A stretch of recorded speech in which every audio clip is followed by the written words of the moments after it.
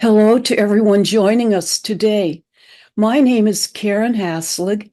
I'm so pleased to introduce our guest today, Sherrie Lovler of Santa Rosa, California. Sherrie has been a member of the Friends of Calligraphy since 1992. She is an artist, calligrapher, poet, and teacher.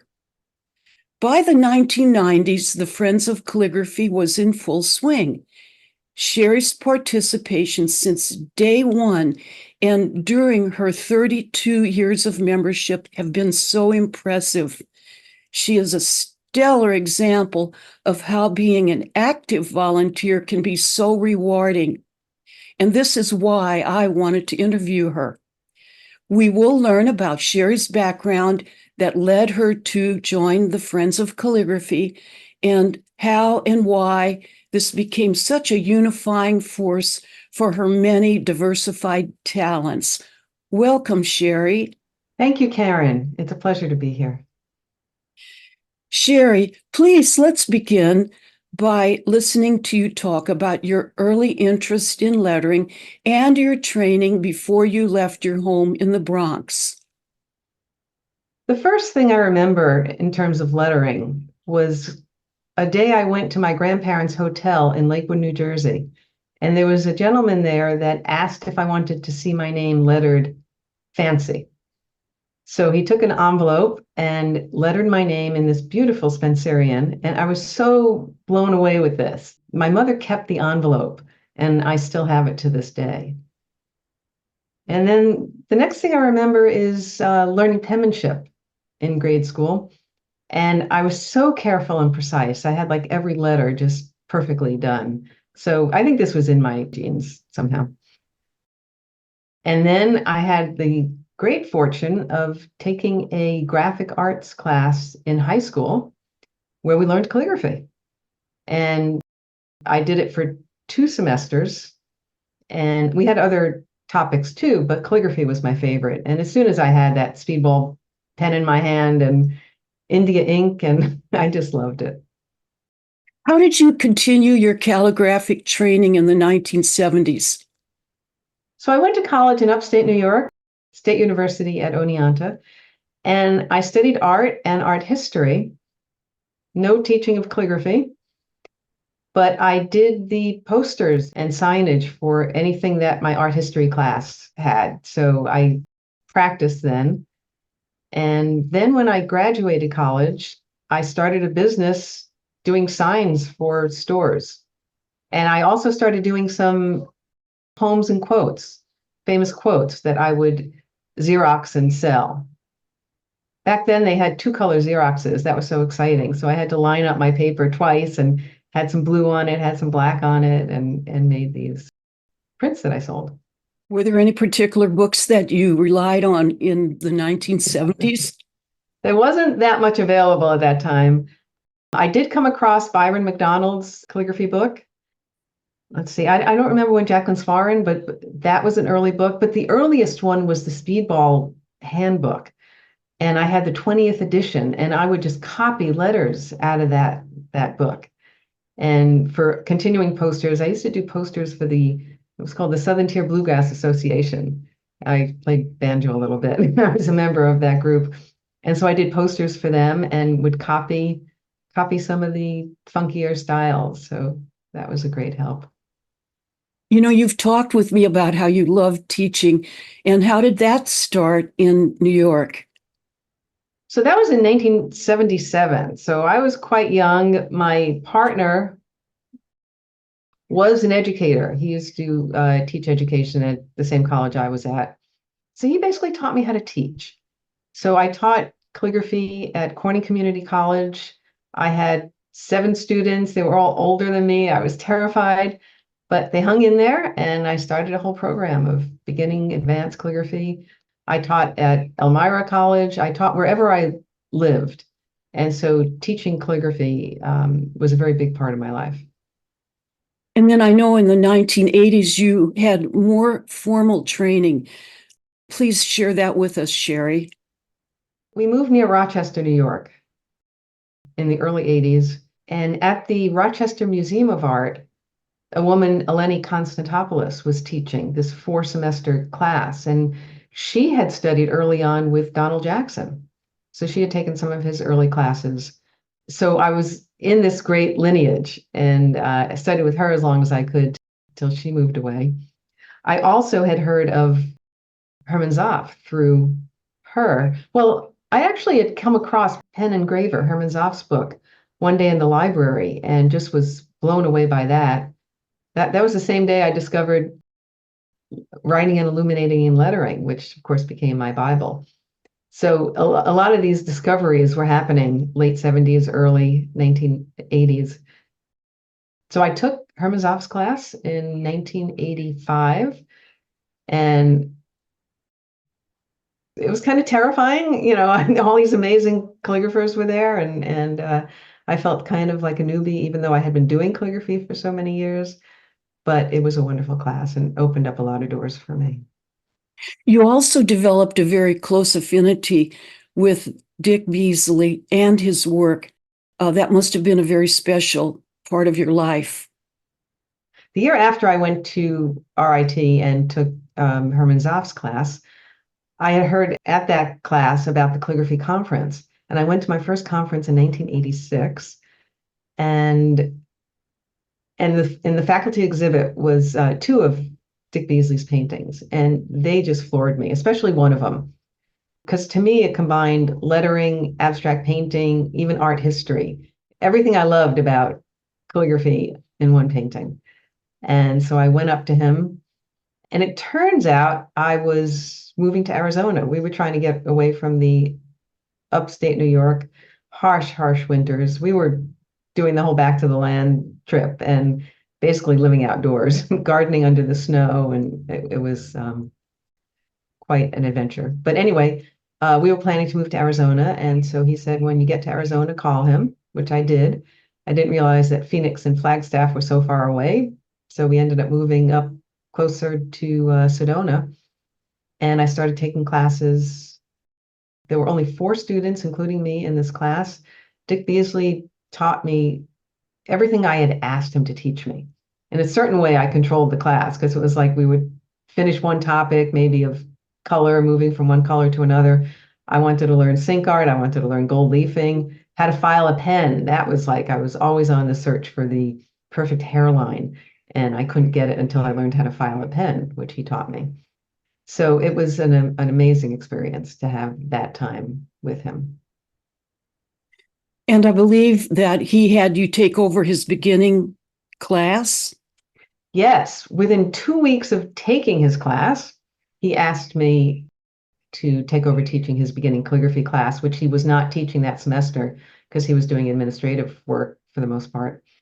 So, yes, I had the pleasure of teaching 2 semesters at Northern Arizona University, full credit classes, homework assignments, tests, everything. It was a whole different thing than adult education classes. But I got to share with Bees my work and what I was doing. It was really fun to have that opportunity. Yes, and then you moved to Colorado. So share the experiences you had there. I know they were quite remarkable for you. Yes, they were. So I continued teaching, and I had left my partner. That's why I left Arizona. That's why I left NAU. So I was starting over, and I was determined to do it just on making my living doing freelance calligraphy and teaching. And I did that. I had people come into my tiny little apartment, and I was living in a converted garage, and so it was a very small space. But I would have students in there and loved that. And also, I was able to take some classes at Naropa Institute. And one of the ones that was really profound for me was taking a class with Barbara Bash and working with Chinese brushes and ink. And the class was on telling a story through your brush. And somehow she got each of us to get up in front of the class and really paint the story we were telling. And we also did some work with those huge brushes that she and Kaz Tanahashi like to do. And that was a wonderful thrill. And so that was important. That was really important to me. Did you have other significant calligraphers during this time of your life that you'd like to mention? Yeah, it was also every summer I went to Ghost Ranch. And that was also another life-changing experience. I started going in 1989 with my dear friend and calligrapher Cha Cha, and we would pack up the car with all this incredible food and drive from Boulder, Colorado to Abiquiu, New Mexico. And year after year, the whole feeling of that place was this freedom, like I could do things I wouldn't know I knew how to do. And I remember Paul Maurer would be there. Nancy Comoni was running the program. I think Alice Blue was there the first year I went. And then Nancy Comoni took over running it. And yeah, Paul Maurer, he was just beautiful and very free in his work. And I remember I did a painting and he said, "Don't ruin it with calligraphy. You know, it's a good painting as it is." And I never thought about something like that because everything I did was calligraphy. And I met some of my dearest friends, Sharon Zeugen, Jane Dill, met there. And it was sort of like this little group of creatives, and we hung out together. Years later, Pamela Paulsrud taught a class that I loved doing. Larry Brady, in terms of lettering, I took a class with him. It was fun having Larry and Marcia there. A class with Susan Skarsgård. So it was years, and every one of them just opened me up into a new direction. Sherrie, this is really a remarkable beginning for you. And now we're up to the 1990s, the decade when Friends of Calligraphy was blessed to have you join as a member. So how did you find out about the Friends of Calligraphy, Sherrie? Well, I think I knew about calligraphy guilds in general. So actually, it was in 1977 when I first joined my first guild, which was the Society of Scribes in New York Oh. City. And it was an interesting day because I was showing my work at a craft fair. This was yeah, it was right, 1977. And everyone who came by my work just said, "Oh, this is beautiful. I love what you're doing." And people bought things. Then this one guy came by and he said, your letters are stiff." And I had no idea what he meant. And I followed him. I actually left my booth and I followed him until I could talk to him and have him tell me what it was he was seeing. And his name was Cy Schulman. I'll never forget him. He was a graphic artist in New York City, and he would come up to upstate New York on his summers off with his wife. And we kept a nice correspondence where he taught me a lot about page layout and then also led me on to some other teachings. So I joined Society of Scribes. When I moved to Arizona, I joined the Phoenix Group, Calligraphy Society of Arizona, and I actually taught my first workshop there. I joined the Colorado group, and then when I moved to the Bay Area, first I joined Pacific Scribes, and then of course I joined Friends of Calligraphy. It was just the natural thing to do. By that time, the Friends of Calligraphy had well established its programs with both well-known American and European and other artists from Asia and so on. What were some of the teachers that you studied with FOC that really made an impact on you? Well, there were a whole lot. Georgia Deaver, I just loved studying with her. Alan Blackman and Ward Dunham, all of them. Carl Roars, of course, several times with Carl. And then with the teachers that they brought in, there was Brody Neuenschwander, Michael Harvey, did some stone carving and some lettering with him. Lori Doctor, and I was there for everyone. It was such a learning experience.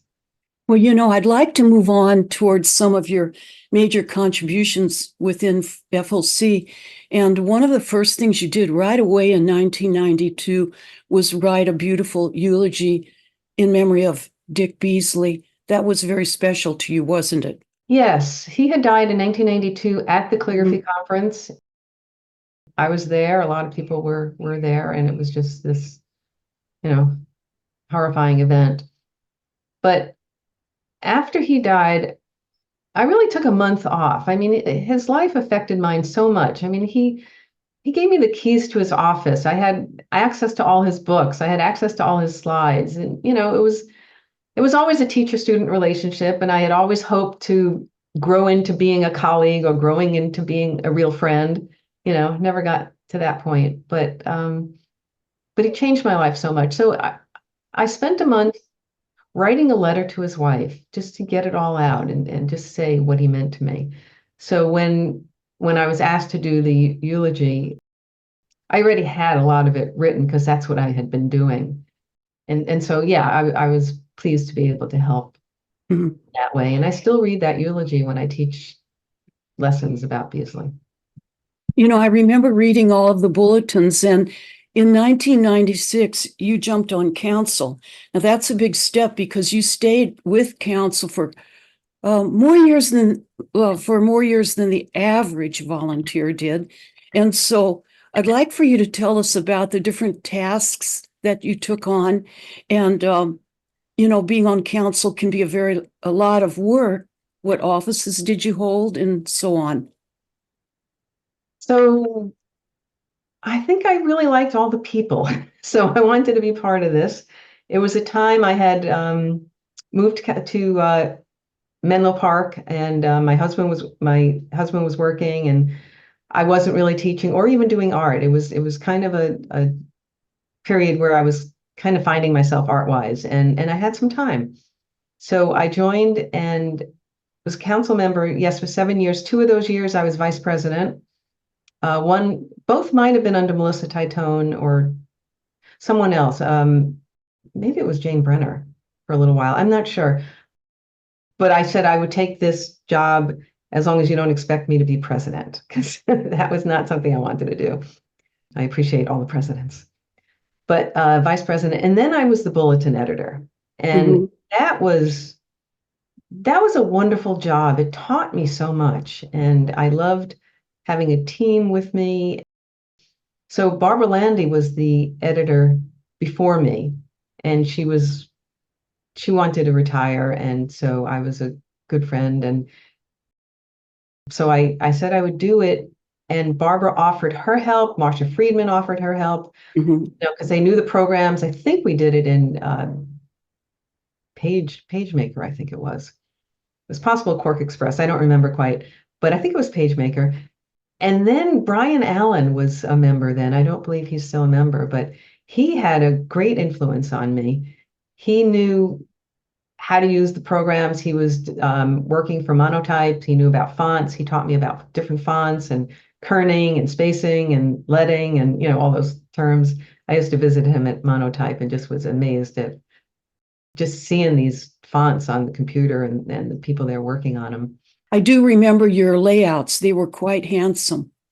Yes, so with the newsletter, so I would visit Brian Allen at Monotype and learned about typography and started really getting interested in that.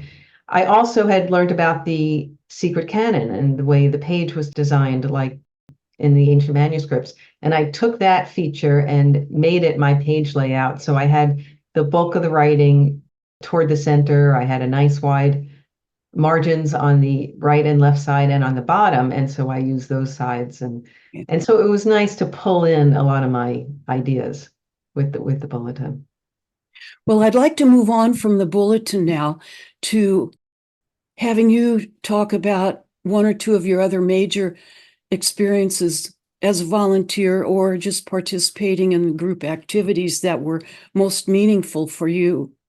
I started going to the retreats, and I'm not sure what year it was, but I went to many of them at Santa Sabina. It was just so wonderful to have a small group of people. Well, there were probably 40 of us, but the check-in time, the really getting to know people, the time allotted in silence to do our work. And there are different times in my life I've had different breakthroughs in my art. And the retreat has been one of them, doing some of the abstract work I started doing. And I did 3 paintings that ended up being in my book when I wrote my book on softer ground, Mhm. published in 2016, of my paintings and poetry pairs. So some of my breakthroughs happened there. And several times you've been a presenter for calligraphia demonstrations when we've had the triennial exhibitions. I think those must have been quite interesting for you in how your students or the people in attendance reacted. What were one or two of your favorite demonstrations, Sherrie? Well, basically, I would do what Susie would ask. So Oh. I did one on, well, I think she just asked me to do it, but what I came up with was designing a pretty much straightforward calligraphy piece on a poem that the audience would bring in. So ahead of time, they were given instruction to bring in a poem or a quote, mostly quotes. And I gathered them all and selected one, and without any planning, just went through my mental process of what it's like for me to do a calligraphy piece. And so I pulled out some of the words and did that in a larger calligraphic style, probably all Roman caps, and then some smaller lettering. But I did it on the side. I cut it out. I lettered it, cut it out, laid it out, and then did my final lining and then Mhm, final piece. So they got to see a whole piece being done. So that was mhm, real fun. mhm. What And about yeah, Trivial Pursuits? Did you take a leap into those presentations in the past? yes, I did. So Trivial Pursuits, you teach one topic for 50 minutes and then get a 10-minute break, and then you teach the same topic, and the students move around from table to table. So it's quite an interesting thing to teach. Yeah, I did a lot of things. I did sync art, working with Neuland lettering, harmonizing color. Yeah, I did that for 5 years, and now I'm going to do it again. Oh. I was just asked if I would be a Trivial Pursuits instructor. So Nancy Noble came up with the idea of me working, showing the Enzo, teaching how to do the Enzo that Kaz Mhm. Tanahashi was just talking about in his talks. So it's a big part of my work. So it'll be fun to do that. You know, I particularly remember your contribution to the alphabet article called Calligraphy and Counterculture, because Mm. your beginning story, your grassroots beginning with the groups in New York State were so interesting. Do you have a minute to tell us about that? Sure, yes. So in 1978, actually straight from college, but in 1978, my partner and I were back to the land. We would grow all our own foods, heated with wood, built our living structures, and had a pony and a donkey and the whole thing. And uh, we did a festival. We created a festival in 1978 on back to the land skills. And people from all over the country came, and I actually taught calligraphy at it. But it was an amazing event, and we wanted to keep in touch with everyone. So we started a newsletter where we wrote to everyone, and people wrote back, and this developed into a small magazine that I hand lettered every issue. Finally, we got a typewriter, and so I didn't have to hand letter the entire issue. But it was this great. It was where I put in my 10,000 hours. I mean, I would letter every day for the headlines. You could kind of tell what class I took. Like if I know when I took Herman Zoff's class and my letters started sharpening up, or when I took some other things. So it was a great learning tool. And so we ended up publishing 53 issues over the course of 9 years.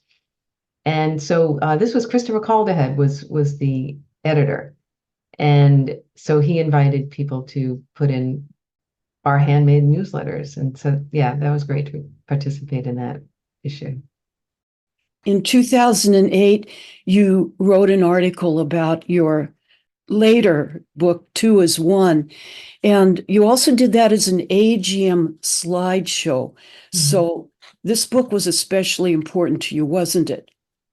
Yes, it was. It was they were love letters between the gentleman I was dating at the time, and it was really the first 2 months of our relationship. And he had written me a poem, and I wrote him back a poem. And I had been writing poems when I was 16 to 20, Mhm. mostly greeting card poems for my family and friends. So writing poetry came natural to me. And then I stopped writing for many years. So when Tony wrote to me in a poem, I wrote back to him in a poem. And so we had this poem correspondence. And then I was invited to be part of a show in Grayton at the Grayton Gallery. And Mhm. I decided to put all these poems to calligraphy. And so, God, I worked 2 months nonstop to get ready for the show. And it was really, I think, the pinnacle of my calligraphy. And my rule for this book was that every word of the poem would be in each piece, but it would be Mhm. very decorative and abstract, and it was not formal at all. And every page was completely different because it had to match the poem. That was, I think, the last time I really did a project with like my best lettering. And after that, I Uh, started going more with abstract calligraphic marks. who would you say had the strongest influence in the roughly 10 to 20 years prior to that, or in your lifetime, on your abstract work, which, from what I've seen, emanates from your brushwork?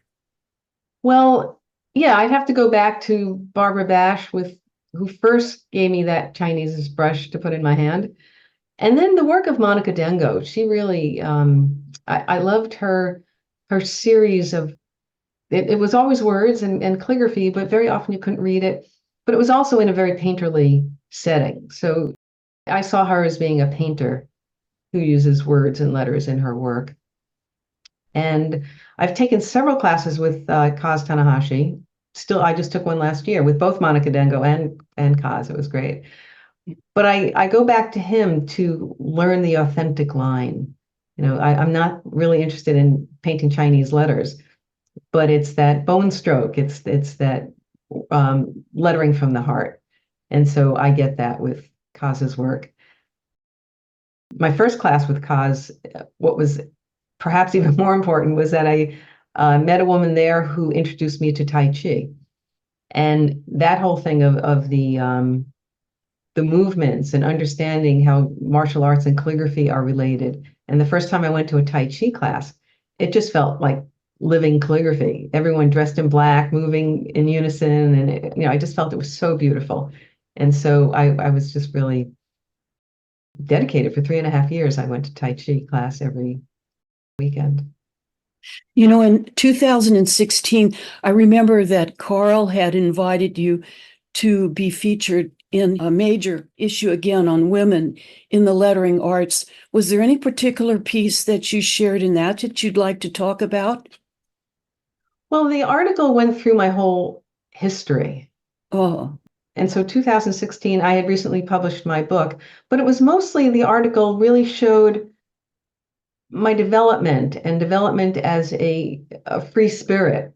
And I feel like I'm kind of in this strange place. I'm a calligrapher painting with words, but I use no letters in my paintings.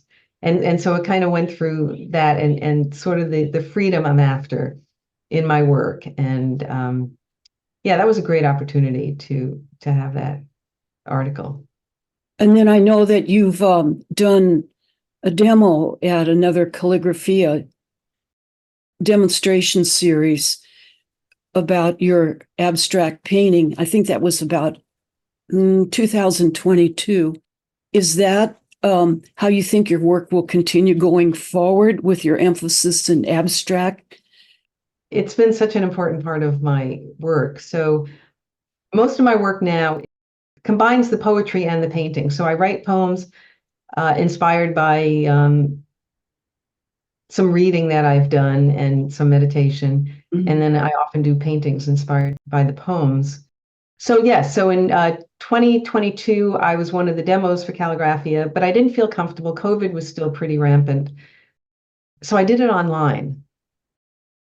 And so I showed slideshows of my work and how I've gotten into the abstract work, and also on teaching online. And yeah, that was a good demo to really go through my whole way of working. And yes, I just love this kind of work. You never know where things are going in the future, so I'll leave that to the future. But what I've been doing throughout the pandemic, starting with the first day of lockdown, really steadily for those 3 years and maybe 4 years now, working every day in a small book and doing different designs and asemic writing and working with color. And I had realized that these were little lessons in art.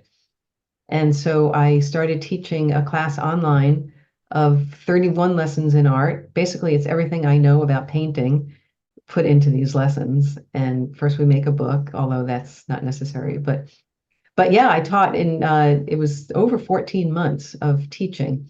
These ended up being 33 lessons.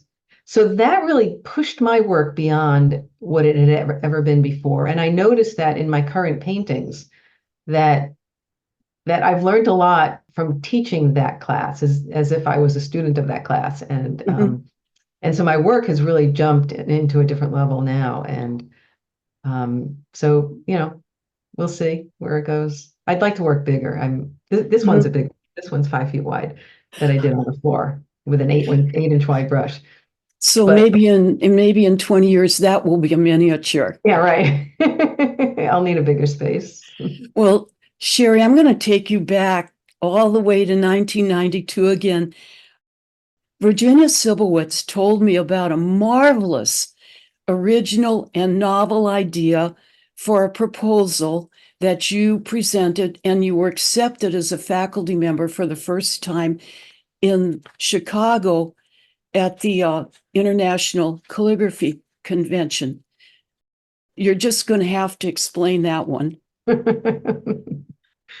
So the first year I went to my conference in 1886, I just had a bug in me that said, I got to teach at these conferences. It was just such a strong desire. And I spent years trying to figure out what can I teach to get accepted. And it's like all the major styles were taken and, what can I bring to this group? So what happened in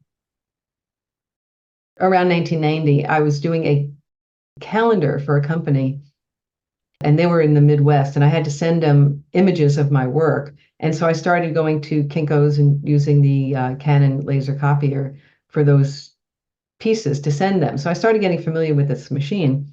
And then this is before anyone had Photoshop or personal computers for the most part. Um, this machine was basically a computer, and you could letter on one piece of paper and overlay it onto another background, so you don't have to worry about lettering on rough paper or on top of a painting you liked. And you could change colors. You could take a flower and put it on the lid and do this gorgeous background with this beautiful flower. There were all sorts of things. So I dreamed up this idea of teaching using the Canon laser copier for calligraphy reproductions. So the class gets accepted. And I mean, I had some idea of how I'm going to get a Canon copier to this campus. The campus did not have one. So I had to contact the Canon office in Chicago and to beg them to bring this machine over. I had to tell them that I already had some training in the Denver office, so I had the book and some recommendations from that office. And it happened. It was like, it was amazing. I mean, this, I don't know, tens of $1,000 machine that they brought to this campus for one night, one day, and I had the key to the room and taught this class, and it was wonderful. I had full class, and people were super excited about that. Well, you were fortunate to be a teacher at the conferences for 6 more years. And I'm wondering, what would you say you learned the most from your students? Well, the students I had at the conferences were the best students I ever had. I mean, they were well trained, let's put it, they had taken tons of calligraphy classes. And even if I said it was open to all levels, the level of the student work was wonderful. Mhm. So it's amazing when you take a concept and explain it and then have people interpret it, using some of their own stuff and come out with things that you never would have thought of. And even when I give suggestions, I just do that lightly. And, I want to give someone an idea, but then I want them to run away with the idea. So I'm always pretty blown away with the student work. And then again in the year 2000 for the Experiment Conference, and then in 2015 for the Passionate Pen, you were very privileged to be invited as a planning member, what would you say in the span of those 15 years, you observed most about the differences or similarities of classes that were being taught, or in general, work that was being produced by participants? Well, for the year 2000, I was the faculty coordinator, but I did not choose the faculty. Mm-hmm. So mostly I dealt with the faculty, the contracts and that Mm-hmm. kind of stuff. In 2015, I was the faculty coordinator and helped along with Marcia Friedman and Melissa Titone choose the faculty.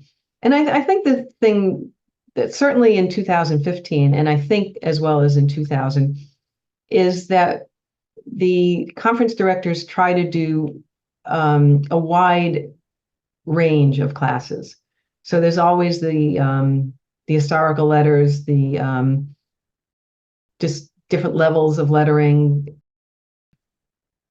sometimes bookbinding and other things that relate to painting. There might be stone carving or relate to calligraphy. Mm-hmm. And and so I found that kind of theme of making it acceptable for so many different people because we have such a large Mm-hmm. audience. That was pretty much the same. Mm-hmm. But even in 2000, it was called experiment. So it was, they tried to get out into some crazier ideas. I think that was the one where everything was co-taught. Things changed, but a lot of things stay the same. Mm-hmm. Well, what about during COVID? What would you say were some noticeable changes that you observed during COVID with everyone learning how to teach and take classes and workshops and so on online? Well, it's been amazing to see the quality of lettering get better and better. I mean, you could sit at home and study with John Stevens, which I have, or take a class with Eve Laterum. And so much information is out there and readily available Mm-hmm. that the level of student work has really increased.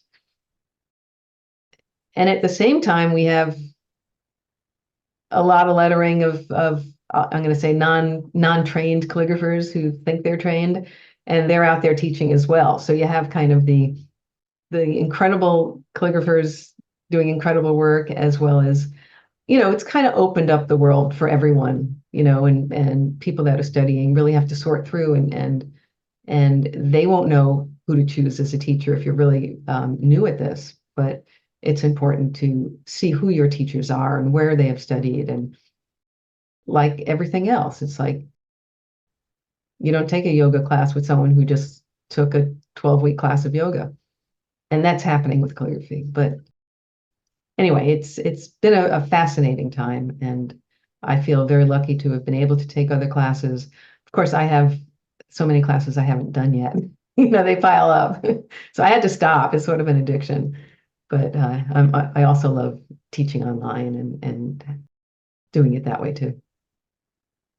Sherrie, you've really woven a very interesting story sort of through the thread of your life with calligraphy, and especially how you have been enjoying your 32 years of participation and leadership with the Friends of Calligraphy. And I think that in summary, it would be very wonderful if you gave us in your own words why you feel that for anyone who volunteers and becomes involved in the Friends of Calligraphy, why it is probably going to be more rewarding than you ever realized. Well, what I gained from Friends of Calligraphy is community. And one needs to participate in community to be a good community member. I mean, I just felt this. I was at the 50th birthday party on Saturday and just going up and knowing so many people that I have this long, I never added it up to 32 years, but this long connection with these people. And they've added so much to my friendship, to my work, everything. It's just been a remarkable journey. And I just feel so fortunate in this life to been able to tap into like these groups of people that are all on the same page, so to speak. So there's a beautiful synchronicity there, isn't There would is. you say, Sherrie? That's a nice way to put it. Yes, there is. Yeah. Sherrie, I'd like to thank you for your most willing time for our discussion today. It really has been a pleasure getting to know you in the course of this. Mm. And I look forward to seeing you again, even though you're in California and I'm in Missouri. All right. Thank you so much. It was really a delight. And thanks for the opportunity. Bye, Sherrie. Bye.